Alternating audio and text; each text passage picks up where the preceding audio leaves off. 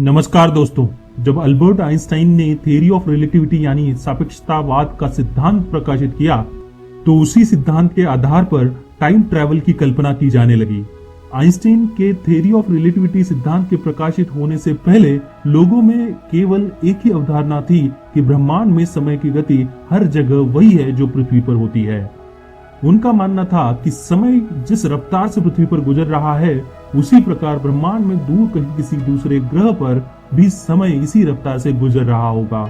लेकिन आइंस्टीन ने लोगों की इस अवधारणा को गलत साबित कर समय की एक अलग परिभाषा दी। अल्बर्ट आइंस्टीन ने बताया कि समय और अंतरिक्ष एक दूसरे से जुड़े हुए हैं, जिसे स्पेस टाइम कहते हैं। समय एक फोर्थ डायमेंशन यानी चौथा आयाम है और समय की गति को धीमा या तेज किया जा सकता है। इंग्लैंड के मशहूर लेखक हर्बर्ट जॉर्ज वेल्स ने 1895 में द टाइम मशीन नामक एक उपन्यास प्रकाशित किया तो समूचे यूरोप में तहलका मच गया। इस उपन्यास में वेल्स ने टाइम मशीन की अद्भुत कल्पना की। हालांकि वेल्स के उपन्यास में व्यवहारिक रूप से कई विसंगतियां हैं। अगर वैज्ञानिक दृष्टिकोण से देखा जाए तो समय यात्रा संभव है। अगर देखा जाए तो हम सभी समय में यात्रा कर रहे हैं। हम सभी भूतकाल से निकलकर वर्तमान में होते हुए लगातार भविष्य की ओर बढ़ते चले जा रहे हैं और इसी को ही समय यात्रा कहते हैं। हमारी समय में यात्रा की दर 1 घंटे प्रति घंटे की दर से है, यानी कि हमें भविष्य में 1 घंटा आगे जाने के लिए 1 घंटे का ही समय अंतराल लगता है। अगर हमने इस दर को 1 घंटे प्रति घंटे की दर से अधिक कर दिया तो समय की यात्रा की जा सकती है। आइंस्टीन ने अपने विशेष सापेक्षता के सिद्धांत में बताया कि समय यात्रा संभव है। आइंस्टीन ने बताया कि अगर कोई वस्तु जितनी ज्यादा तेजी से चलेगी उसके लिए समय उतना ही धीमा होता जाएगा और वस्तु किसी स्थिर पर्यवेक्षक के सापेक्ष भविष्य में होगी। ऐसे कहा जाता है कि भविष्य की यात्रा करना संभव है, परंतु भूतकाल की यात्रा करना किसी भी प्रकार से तर्क संगत प्रतीत नहीं होता है। स्टीफन हॉकिंस ने बताया कि अगर भूतकाल यात्रा संभव भी है और अगर हम टाइम मशीन भविष्य में बना भी पाए तो टाइम मशीन के बनाने के समय से पहले की यात्रा संभव नहीं है। समय यात्रा के 5 तरीके। पहला तरीका स्पीड।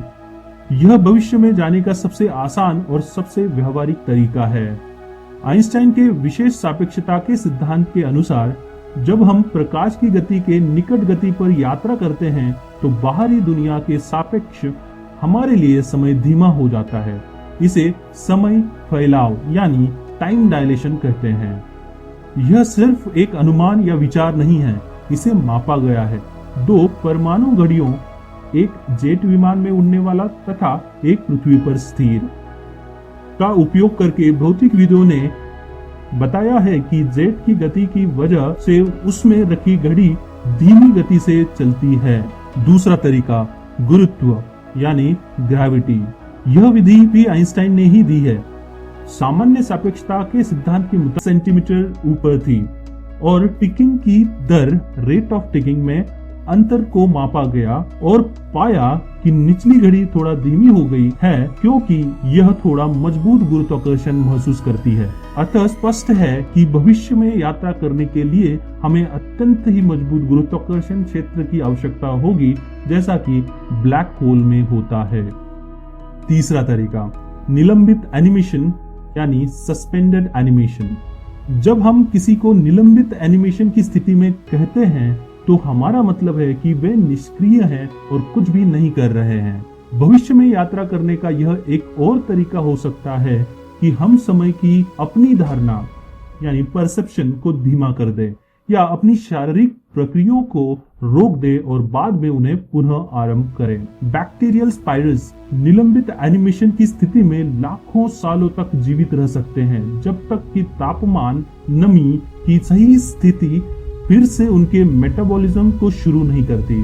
भालू और गोरिल्ला जैसे कुछ स्तनधारी हाइबरनेशन के दौरान अपने मेटाबॉलिज्म को धीमा कर सकते हैं और भोजन एवं ऑक्सीजन की अपने कोशिकाओं की आवश्यकता को कम कर सकते हैं। चौथा तरीका, वर्म होल्स। सामान्य सापेक्षता सिद्धांत स्पेस टाइम के माध्यम से किसी शॉर्टकट की संभावना को भी मान्यता प्रदान करता है, जिसे वर्म होल्स के नाम से जाना जाता है। ये 1 अरब प्रकाश वर्ष या उससे अधिक की दूरी के बीच या समय के विभिन्न बिंदुओं के बीच पुल का कार्य करने में सक्षम हो सकता है। पांचवा तरीका, प्रकाश का प्रयोग यानी यूजिंग लाइट। एक और विचार अमेरिकी भौतिक विज्ञानी रॉन मेलेट द्वारा रखा गया और यह था स्पेस टाइम को मोड़ने के लिए प्रकाश के घूर्णन सिलेंडर यानी कि रोटेटिंग सिलेंडर ऑफ लाइट का उपयोग। मेलेट के अनुसार सही ज्यामिति यानी ज्योमेट्री अतीत या भविष्य में जाने का कारण बन सकती है। तो आज के इस वीडियो में इतना ही। आज का ये वीडियो आपको कैसा लगा ये कमेंट करके जरूर बताना, और अगर आपने हमारे चैनल साई फिक्शन को सब्सक्राइब नहीं किया तो जरूर सब्सक्राइब करना। धन्यवाद।